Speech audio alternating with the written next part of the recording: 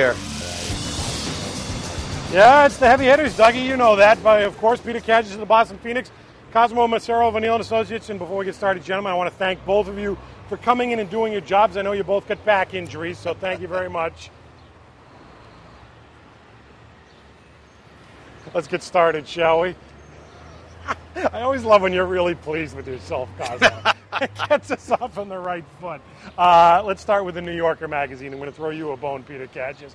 We'll start with this cover on Barack Obama and Michelle Obama, and whether this has gone too far, this was patently offensive, or is this just good satire? It's terrific satire. It's very funny. First of all, it's for anyone who doesn't get it, it lampoons the fact that these two working class kids that have worked their way up the social ladder, it's crazy to portray them as crazy radicals. But as we found, Massachusetts has no sense of humor. And I'm referring to the big brouhaha about the Beverly Parade last week. And now we're finding out that the nation has no sense of humor. I mean, Peter makes a good point, but I don't think it's necessarily obvious to everyone in, say, middle America what the satire is. It is clearly a good piece of satire. David Renwick, the editor of the New Yorker, says, hey, you know what? It should be pretty obvious that we're lampooning all these attacks that have been made on Michelle and Barack Obama. But to someone who, say, doesn't read the New Yorker every week, they may just see it as an attack on them. And if you're Barack Obama, what do you expect them to say? Hey, that's really funny. I think that's great. No, of course. But one problem is, who the hell reads the New Yorker anymore other than Peter? I mean, who in middle America is reading it that isn't getting it, number one? Well, more than 500,000 people read the New Yorker. Yeah, they all live in New York City, though. That's it. Well, that's kind of my point. The New Yorker is published for New Yorker readers. But I'm saying if the argument against it is that middle America and the Deep South is going to think that Barack is really burning the flag and has a picture of, going to put a picture of Osama in the White House, then how are they even getting the New Yorker other than that they saw it online?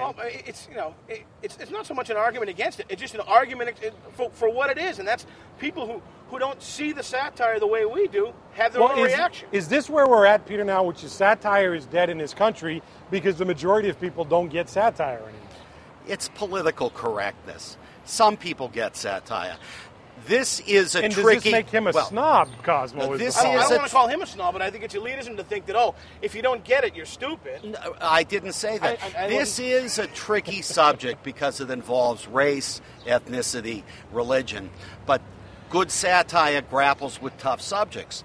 And looks, as someone who's been satirized myself on rare occasions, the subject of the satire never feels comfortable necessarily, but once again... Does this then get back to the Phil Graham argument that we're a nation of whiners? You say this is good satire, but we've been whining about it for 2 days now. Well, who's been whining? Barack? Us? Like I said, I think Barack has a right to say, hey, you know what? Okay, it's satire.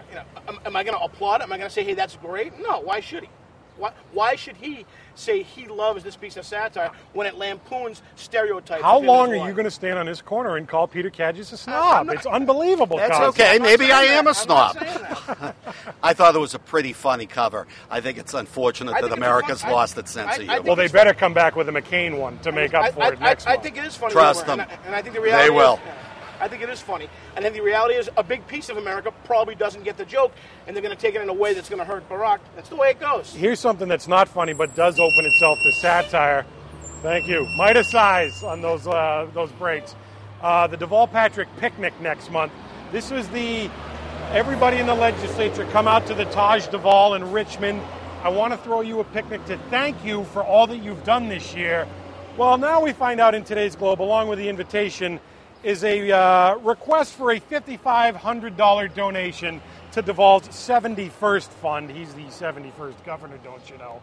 Suddenly, the thank you picnic has turned into a massive fundraiser, and it's politics as usual. Anytime you get a bunch of politicians together, they're either raising taxes or raising money for each other. So it's not a real big surprise. It tells you something about campaign finance. There's really two principles that are important: disclosure and frequent reporting. If you get those, that's all you can hope for. So as long as you know who's given to who, that's really all you can hope for. Yeah, but again, this is the new thing. There's going to be a sea change up here, and doesn't this just reek of old school politics, Peter? I don't know about old school. Listen, I'd like to invite both you guys to my house this thought you Friday. would. It's only $2,000. I mean, much cheaper than going to visit the vault. I know the price of buns has gone up, but $5,500 for those? Listen, I do wonder whether the reporting on this picnic was done by the press, which is our job, before all the details were out. But that's neither here nor there. Look, money's a fact of life in politics. I'm with Cosmo. What you want is fast reporting. I think in this day of the internet, you should have 24 hours to publish when you give money to someone. Money's like water. It's going to find a hole in the rock and seep through. I'm not surprised. Duvall's the guy who said check back in. He puts the check back in, apparently. Check at the door, boys. Burgers out back. It just kind of stinks. Again, bring your own, leave the silverware. There you go. Finally, let's talk about something else outrageous up here in Beacon Hill. Yesterday, the Senate was supposed to have a hearing on whether or not to strip Jim Marzilli, and I use that phrase very dangerously, of his chairmanship in the Senate, because as Bob Hedlund, Republican, said, the guy is currently in a mental facility. He can't do his job as chairmanship. He's not even here. So let's at least take that away from him. Well, Therese Murray said, no, we're not going to strip him of his chairmanship and his $7,500 bonus for that, because the Ethics Committee is working on this, and until that's resolved, we can't strip him. Are you guys outraged, or is this Beacon Hill as usual? Look, I'm not outraged. Here's a guy that spent 20 years building a reputation. It all really went south very quickly. He said he's not going to run for re-election. He's being treated for a medical issue over at McLean's, I believe. I'm not sure what else you can do other than let whatever process she's talking about fall through its course. If you want to strip him of his chairmanship, fine. If he's not him, then who? What more does he need to do to lose it? He's not coming back to the Senate either way. The women that he allegedly groped are actually paying him money right now. There's something wrong with this. Listen, Marzilli was a noble and solid public servant, and he had a good record. However, he should have the grace himself to, at a minimum, resign that chairmanship. But since he can't do it, shouldn't these guys step up and show him the door? Why can't he do it? He's not doing it. Well, since he can't do it, I'm just saying the responsibility lies with him.